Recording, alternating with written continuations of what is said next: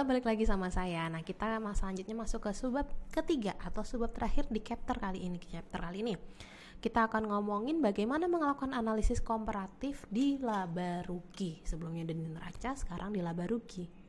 Nah, sebelumnya kita harus tahu dulu apa sih faktor-faktor yang dapat menyebabkan laba rugi itu naik atau turun.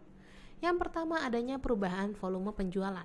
Otomatis ketika adanya volume penjualan berubah, pendapatan yang dimiliki oleh perusahaan juga ikut berubah. Pendapatan yang dimiliki oleh perusahaan berubah, penjualan juga ikut berubah.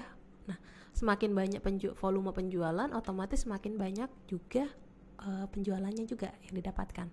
Begitupun sebaliknya. Nah, yang kedua adalah perubahan harga pokok penjualan. Ini berkaitan dengan bisa dikatakan biaya yang keluar. Karena harga pokok penjualan konsepnya simpelnya adalah harga dasar yang dikeluarkan oleh perusahaan ketika membuat sebuah barang. Misalnya kita membuat meja nih, harga dasar atau harga untuk mulai dari bahan baku sampai meja itu jadi berapa sih? Nah, itu bisa dikatakan sebagai HPP atau harga pokok penjualan.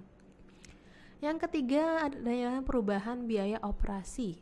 Otomatis biaya-biaya yang operasi itu kalau misalnya terkait dengan kegiatan operasional atau misalnya biaya administrasi berubah, meningkat, otomatis kan laba yang didapatkan juga akan mengalami pengurangan atau menurun.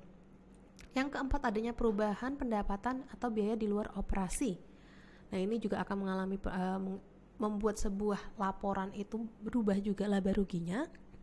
Atau yang kelima ada pendapatan di luar biasa, misalnya tiba-tiba ada pesanan di luar volume yang biasanya kita jual, atau misalnya tiba-tiba ada pendapatan atau penerimaan pesanan yang di luar, istilahnya di luar tracknya kita. Nah, itu juga menjadi pendapatan biaya luar biasa.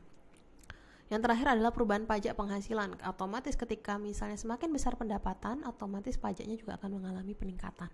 Nah, ketika pajak meningkat, otomatis laba yang didapatkan juga mengalami perubahan. Lalu bagaimana untuk menganalisisnya? Nah, sedikit berbeda dengan laba rugi, dengan neraca. Neraca itu kan ada banyak. Nah, untuk di bagian komparatif laba rugi ini kita hanya di perubahan absolut sama perubahan relatifnya saja. Karena kita tidak ada pembanding secara keseluruhan seperti apa. Nah, misalnya di sini, di penjualannya adalah 40.000 untuk di tahun 2023, di tahun 2023 adalah 30.000. Maka yang terjadi perubahan absolutnya adalah 10.000. Artinya dari 40.000 ke 30.000. Itu berubahnya berapa? 10.000. Nah, itu perubahan relatifnya adalah 3,33%. Selanjutnya ada di HPP, yaitu 12.000 sama 10.000 di tahun 2022. Maka ada perubahan sebesar 2.000 dan seterusnya. Nah, di sini yang harus diperhatikan adalah kenapa di sini ada tanda kurung. Tanda kurung dalam sebuah laporan keuangan ada dua makna. Nilainya defisit atau memang dikurangkan. Nah, kenapa di sini saya kasih kurung biar teman-teman lebih paham lagi ketika di dalam sebuah laporan laba rugi ini penjualan dikurangi dengan harga pokok penjualan, maka ketemunya menjadi laba rugi. Jadi laba kotor. Lalu laba kotor dikurangi dengan biaya administrasi umum, biaya penjualan, ketemunya menjadi laba usaha. Laba usaha dikurangi dengan biaya bunga, ketemunya laba sebelum pajak, dan laba sebelum pajak dikurangi dengan laba penghasilan, maka ketemunya adalah laba setelah pajak atau laba bersih. Nah, laba bersih ini merupakan laba yang benar-benar yang dibagikan kepada investor dan juga ditahan oleh perusahaan untuk reinvestasi lagi. Jadi semua laba yang didapatkan oleh perusahaan itu nggak semuanya dibagikan investor, ada yang beberapa ditahan juga. Nah, dari sini ada beberapa data yang bisa kita lihat. Kira-kira apa saja sih yang dilakukan untuk melakukan analisis komparatif pada laba rugi?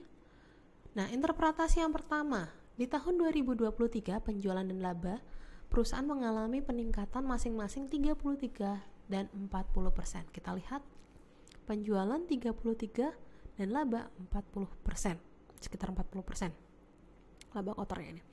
Nah, dari sana menunjukkan bahwa perusahaan dapat memanfaatkan perluasan usaha yang telah dilakukan. Nah, ini nyambung lagi sama neraca yang kita lakukan tadi, komparatif neraca, bahwa di aktiva itu kan ada perluasan meningkat 25%. Habis itu di pasiva itu utang dan modalnya meningkat 25% karena adanya perluasan. Nah, di tahun 2023 di laba ruginya ternyata adanya peningkatan 33 dan 40% di laba kotornya. yang artinya bahwa perusahaan mampu dengan baik memanfaatkan perluasan usahanya itu. Jangan sampai udah dilakukan perluasan usaha ternyata dari segi laba ruginya nggak mengalami peningkatan di segi penjualannya, berarti ada yang salah. Nah, itu perlu dikoreksi lagi. Nah, yang kedua, akibat adanya perluasan usaha, perusahaan meningkatkan efisiensi kegiatan produksinya. Hal itu tercermin dari peningkatan HPP 20% yang diperlukan untuk mendukung peningkatan penjualan. Nah, di sini HPP-nya naik 20%.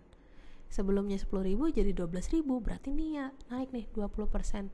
Adanya perluasan usaha meningkatkan volume produksi. Volume produksi naik, otomatis HPP naik. Jadi analisis komparatif ini antara laba rugi sama neraca nyambung. Antara ini laporannya seperti ini sini kenapa? Nah, itulah yang dinamakan dengan analisis komparatif. Makanya ketika teman-teman nanti melakukan analisis, sebisa mungkin coba dilihat nih, ini keterkaitannya sama apa ya? Neraca ketika kayak gini, nanti kaitannya di laba rugi gimana ya? Neraca sama aktiva ketika kayak gini, di pasiva gimana, di laba ruginya gimana sih? Nah, jadi teman-teman harus pahami bahwa ketika melakukan analisis komparatif itu harus istilahnya harus nyambung satu sama lain. Nah, di sini juga nih ngomongin bahwa peningkatan penjualan 33% hingga peningkatan laba terjadi 42% jauh lebih besar dibanding dengan peningkatan penjualan. Ingat, berarti di sini adalah inti dari komparatif yang di sini, analisis komparatif adalah adanya perluasan usaha yang berasal dananya dari utang dan modal sendiri, sehingga menaikkan penjualan yang terjadi di perusahaan sebesar 33%. Oke, sampai di sini untuk analisis komparatif. Nanti kalau teman-teman masih bingung, silakan tanyakan langsung kepada saya. Kurangnya saya mohon maaf. Wassalamualaikum warahmatullahi wabarakatuh. Bye.